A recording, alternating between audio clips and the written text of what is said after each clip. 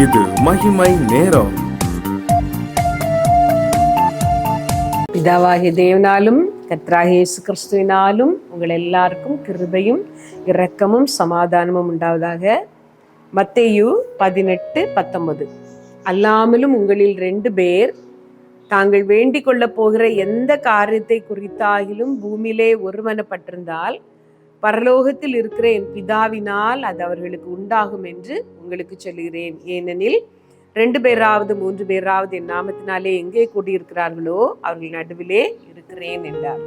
ஒரு மன ஜெபம். இயேசு கிறிஸ்து நமக்கு சொல்லி தந்த இன்னொரு ஜெபம், எப்படி ஜெபிக்க வேண்டும் என்று அவர் நமக்கு சொல்லி தந்த இன்னொரு ஆலோசனை, ஒருமனப்பட்டு நாம் ஜெபிக்க வேண்டும். 2 பேராவது 3 பேராவது, அதிக ஆட்கள் ஒருமனப்பட வேண்டும் என்ற அவசியம் இல்லை.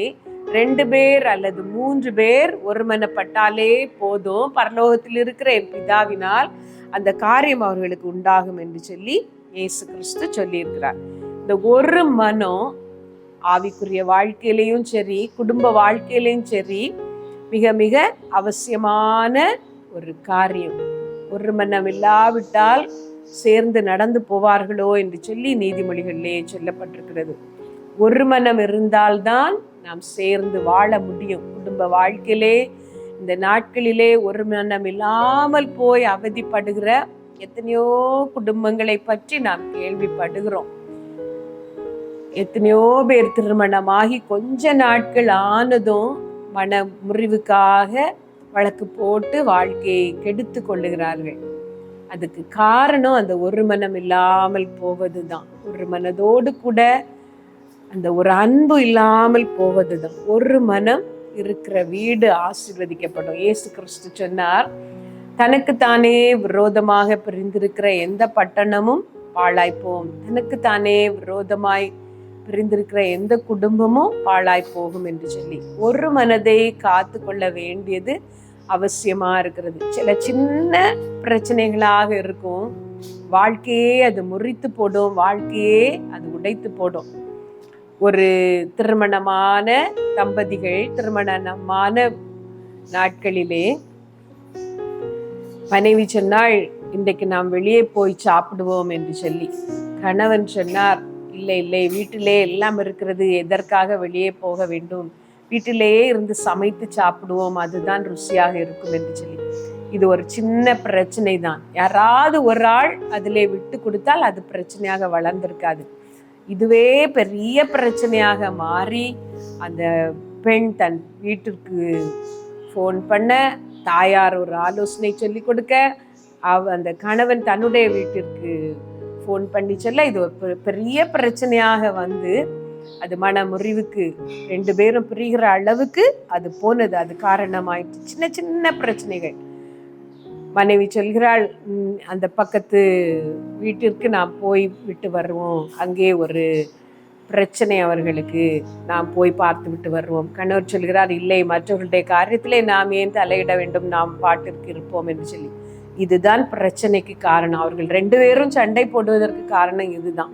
நிறைய குடும்பங்களிலே நான் பார்க்கும் பொழுது சின்ன சின்ன பிரச்சனைகள், உடனே தீர்வு கண்டுபிடிக்கக்கூடிய சின்ன பிரச்சனைகளை புதாகரமாக்கி அந்த குடும்பத்தையே கெடுத்து போடுகிற எத்தனையோ பேரை நாம் பார்க்கிறோம். இதை கேட்கிற நீங்களும் தாழ்ந்து போகாமல் நான் சொல்வதுதான் சரி என்கிற பிடிவாத குணம் உடையவர்களானால் உங்களை நீங்கள் திருத்தி கொள்ளுங்கள். உங்கள் குடும்ப வாழ்க்கை ஆசீர்வதிக்கப்பட நீங்கள் தாழ்ந்து போவது அவசியமா இருக்கிறது.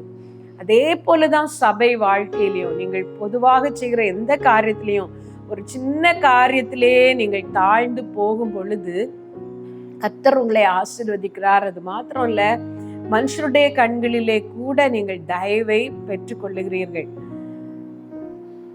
ஒரு மனதை நீங்கள் காத்து கொள்ள வேண்டியது அவசியமா இருக்கிறது. பவுல் சொல்லும் பொழுது, எல்லாருக்கும் நான் எல்லாம் ஆனேன் என்று சொல்லுகிறார். கிரேக்கரை ஆதாயப்படுத்தி கொள்ளும்படிக்கு அவர்களை போல் ஆனேன், இஸ்ரவேல் ஜனங்களை ஆதாயப்படுத்தி கொள்ளும்படிக்கு அவர்களை போல் ஆனேன் என்று சொல்லி நீங்கள் கீழே இறங்கி அவர்களுக்காக நீங்கள் செய்யும் பொழுது கர்த்தர் அதை பார்க்கிறார். அது மாத்திரமல்ல, உங்கள் ஐக்கியத்தின் ஒற்றுமையை நீங்கள் காத்து கொள்கிறீர்கள். இல்லை, நான் சொல்வதுதான் சரி, என்னுடைய வழிக்கு எல்லாரும் வர வேண்டும் என்று நீங்கள் நினைக்கும் பொழுது எல்லா உறவுகளையும் நீங்கள் முறித்து போடுகிறீர்கள், இழந்து போகிறீர்கள். இயேசு கிறிஸ்து சொன்னார், ஒருமனப்பட்டவர்களாய் ஜெபத்திலே நீங்கள் எவைகளை கேட்பீர்களோ அவைகளை எல்லாம் நீங்கள் பெற்றுக்கொள்வீர்கள். ஆண்டவருடைய சமூகத்திலே, குடும்பத்திலே நீங்கள் போராடி கொண்டிருக்கிறீர்களானால் ஆண்டவருடைய சமூகத்திலே உங்களை தாழ்த்தி ஒரு மனதை கர்த்தர் உங்கள் குடும்ப வாழ்க்கையிலே கட்டளையிட நீங்கள் ஜெபியுங்கள். நீங்கள் தாழ்ந்து போய் பாருங்கள். கணவனிடம் தாழ்மையாக நீங்கள் நடந்து கொண்டு பாருங்கள். ஒரு சின்ன அன்பு நீங்கள் காட்டி பாருங்கள். எல்லா சூழ்நிலைகளும் தலைகீழாக மாறும். பிள்ளைகளிடம் கூட அப்படிதான்.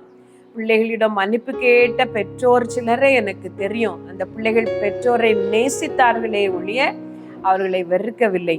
நீங்கள் உண்மையாக இருந்து பாருங்கள், நேர்மையாக இருந்து பாருங்கள்.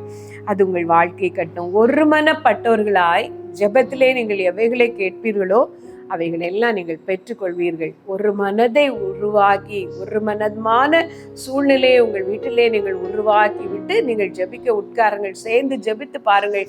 கர்த்தர் அந்த காரணங்களுக்கு எல்லாம் ஆச்சரியமான பதிலை உங்களுக்கு தருவார். ஒரு குடும்பமோ, ஒரு ஊழியமோ, ஒரு சபையோ அது உடைந்து போக வேண்டுமானால் சாத்தான் முதலாவது செய்கிற காரியம், அங்கே ஒரு கசப்பான வேரை முளைத்தெழும்ப பண்ணுவான். அங்கே ஒரு மனதை உடைத்து போடுவான். அந்த ஒரு மனது கெட்டு போகும் பொழுது கர்த்தருடைய ஆசீர்வாதம் அந்த ஊழியத்திலே, அந்த சபையிலே, அந்த வீட்டிலே இறங்க முடியாது. அப்போஸ்தலர் 4வது அதிகாரத்திலே நாம் ஒரு சம்பவத்தை பார்க்கிறோம். வெளியிலிருந்து பயம் இந்த இயேசு கிறிஸ்துவின் சீஷர்களை அந்த காலத்தில் இருந்த பிரதான ஆசாரியர்களும் மற்றவர்களும் கூப்பிட்டு பயமுறுத்துகிறார்கள். ஏன் பயமுறுத்தினார்கள் என்றால், அவர்கள் மூலம் பலத்த ஒரு அற்புதம் நடந்திருந்தது. ஒரு பிறவி சப்பானி சுகமாகி இருந்தான்.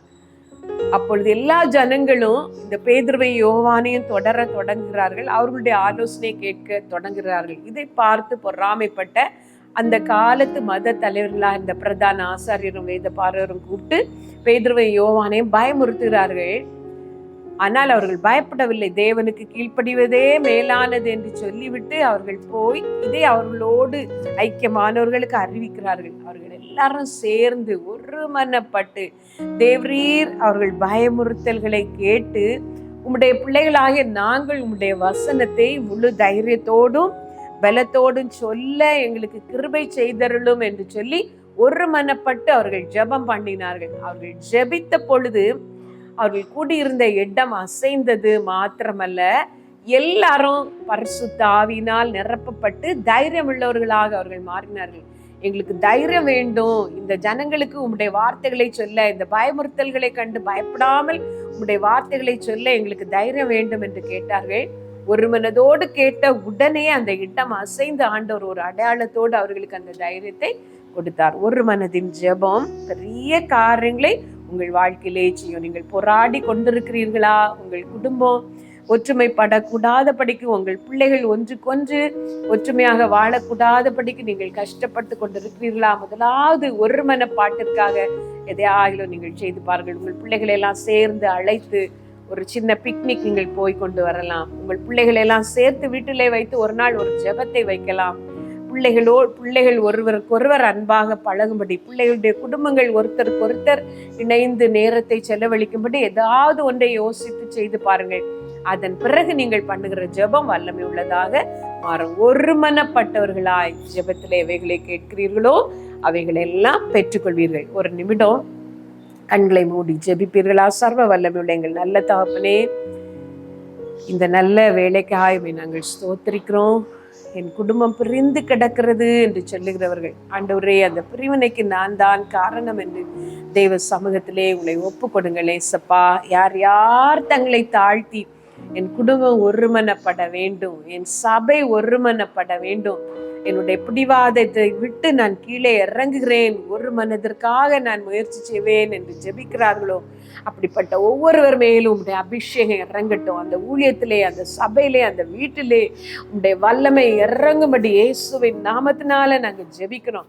தெய்வ பிரசன்னமும் தெய்வ அபிஷேகமும் உங்கள் மேல் இறங்குகிறது. கர்த்தாவே, அவர்களுக்கு ஒரு விசேஷித்த ஞானத்தை கொண்டு ஆண்டவரே ஒரு மனதோடு ஜெபிக்க வைக்கத்தக்கதான ஒரு அபிஷேகத்தையும் கிருபையும் கட்டளையிடும். அவர்கள் ஜெபிக்கிற காரியங்களில் எல்லாம் உம்முடைய சமூகத்துல இருந்து அவர்கள் அற்புதங்களை பெற்றுக்கொள்ளத்தக்கதாக உம்முடைய பிள்ளைகளுக்கு நீர் இறங்கி உதவி செய்யும், ஆசீர்வதியும். சகல துதியும் கனமும் மகிமையும் உமக்கு உண்டாகட்டும். இயேசுவின் நாமத்துல கேட்கிறோம் எங்கள் நல்ல பிதாவே, ஆமென்.